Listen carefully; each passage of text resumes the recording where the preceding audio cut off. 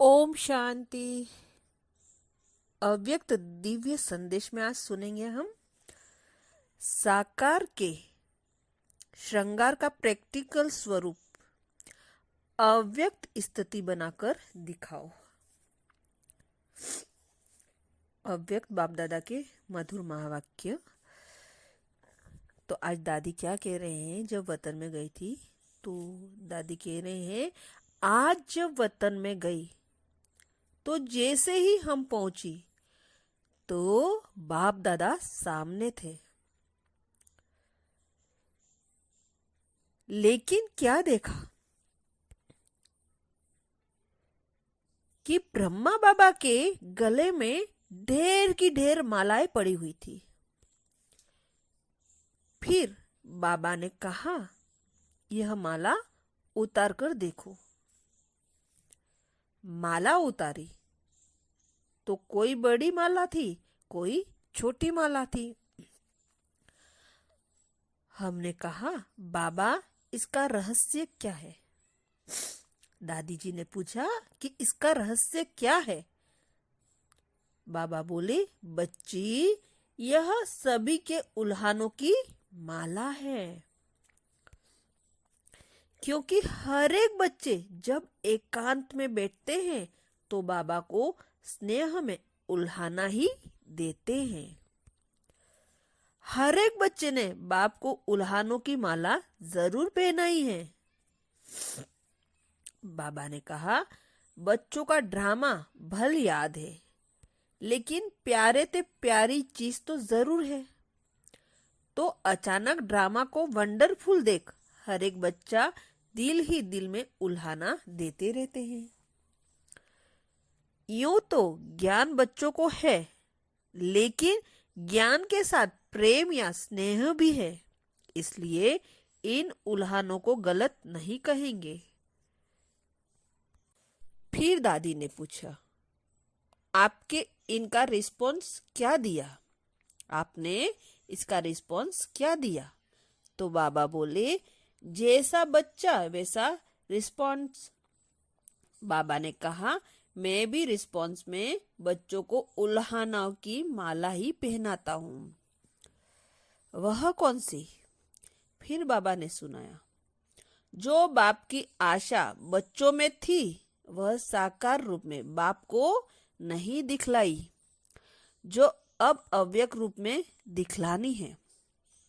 बाबा ने कहा, यह उल्हाना भी मीठी रूहान है, यह भी एक खेलपाल बच्चों का है। साकार रूप में जो बाप दादा ने श्रृंगार कराया वह अब अव्यक्त वतन में बाप दादा देखेंगे। यह सीन पूरी हो गई। फिर भोग स्वीकार कराया। फिर दादी ने पूछा, बाबा आप सारा दिन वतन में क्या करते हो? बाबा ने कहा, चलो मैं तुमको वतन का म्यूजियम दिखलाऊं। तुम तो म्यूजियम बनाने में पहले प्लान बनाते हो। बाबा का म्यूजियम तो 1 सेकंड में तैयार हो जाता है। फिर क्या देखा? एक बहुत बड़ा हॉल था। एक ही हॉल में हम बच्चे ढेर के ढेर मॉडल के रूप में खड़े थे। हमने कहा, दादी ने कहा, बाबा यह तो हम ही म्यूजियम में खड़े हैं। तो बाबा ने कहा, बच्ची बाबा का म्यूजियम यही है। अभी तुम जाओ, जाकर एक मॉडल को देखो कि बाप दादा ने क्या क्या सजाया है।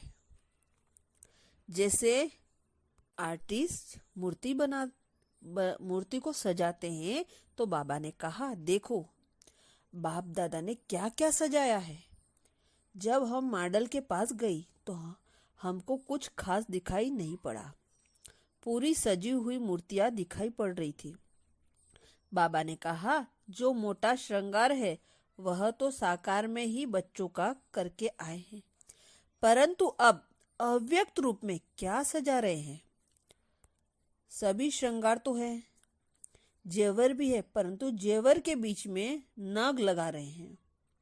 बाबा के गहनों के बाद कोई न कोई में जैसे एक्स्ट्रा नग दिखाई पड़े। बाबा ने कहा, बच्चों के प्रति मुख्य शिक्षा यही है कि अव्यक्त स्थिति में स्थित रहकर व्यक्त भाव में जाओ। जब एकांत में बैठते हो तो अव्यक्त स्थिति रहती है, लेकिन व्यक्त में रहकर अव्यक्त भाव में स्थित रहे वही मिस कर लेते हैं। इसलिए एक रस कर्मातीत स्थिति का जो नग है वह कम है। तो जिनके जीवन में जो कमी देखता हूं वह सजा रहा हूं। जैसा साकार रूप में यह कार्य करता था वही फिर अव्यक्त रूप में करता हूं। तो बच्चों से जाकर पूछना कि सारे दिन में जैसे बाप बच्चों को सजाते हैं ऐसे बच्चों को भासना आती है? उस टाइम जो योग युक्त बच्चे होंगे उनको भासना आएगी। बाबा अब मेरे से बात कर रहे हैं, सजा रहे हैं, जैसे मैं अव्यक्त वतन में बच्चों से मिलता बहलाता रहता हूँ। अव्यक्त रूप वाले बच्चे यह अनुभव कर सकते हैं। मैं भी खास समय पर खास बच्चों को याद करता हूँ। ऐसी टचिंग बच्चों को होती होगी।